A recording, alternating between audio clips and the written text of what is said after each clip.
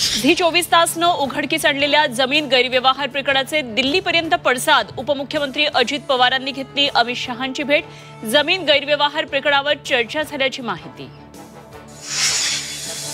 Zee 24 तासनं उघडकीला आणलेल्या पुणे जमीन गैरव्यवहार प्रकरणात वडेट्टीवारांचं मुख्यमंत्र्यांना पत्र. संबंधितांवर फौजदारी गुन्हे दाखल करण्याची वडेट्टीवारांची मागणी.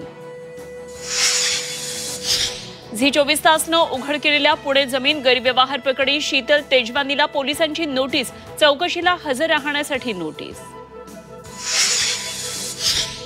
बिहार निवडणुकीच्या निकालानंतर मुंबईत काँग्रेसचा स्वबळाचा नारा. मुंबई महानगरपालिका निवडणूक स्वबळावर लढणार. काँग्रेस प्रभारी रमेश चन्नीथला यांची घोषणा. आम्ही संविधान मानणारे, लोकांना मारहाण करणं मान्य नाही. मुंबई काँग्रेस अध्यक्ष वर्षा गायकवाड यांचं वक्तव्य. मनसेमुळे मुंबईत महाविकास आघाडीत बिघाडी झाल्याची चर्चा.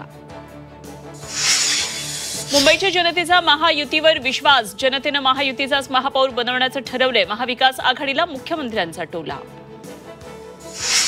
परिवाराचा नाही, मुंबईचा सेवक तोच नगरसेवक. मनसेच्या बॅनरला भाजपकडून उत्तर. बिहार निवडणुकानंतर मुंबईत वातावरण तापलं. बिहार विजयानंतर भाजपत मोठे संघटनात्मक फेरबदल होण्याची शक्यता. भाजपला लवकरच नवा राष्ट्रीय अध्यक्ष मिळणार असल्याची सूत्रांची माहिती. रत्नागिरीतील महायुतीचं जोरदार शक्ती प्रदर्शन. नगर परिषदेसाठी 15 उमेदवारांचा अर्ज दाखल. 10,000च्या फरकानं नगराध्यक्ष निवडून येणार असल्याचा उदय सामंत यांचा दावा. शिवसंग्राम संघटना नगरपालिकेच्या रिंगणात. बीड, अंबाजोगाई, परळीमध्ये उमेदवार देणार. समविचारी पक्षांना युतीचा प्रस्ताव. युती न झाल्यास स्वबळावर लढण्याची ज्योती मेटे यांचा इशारा. दिल्ली स्फोटाचा आणखी एक सीसीटीव्ही समोर.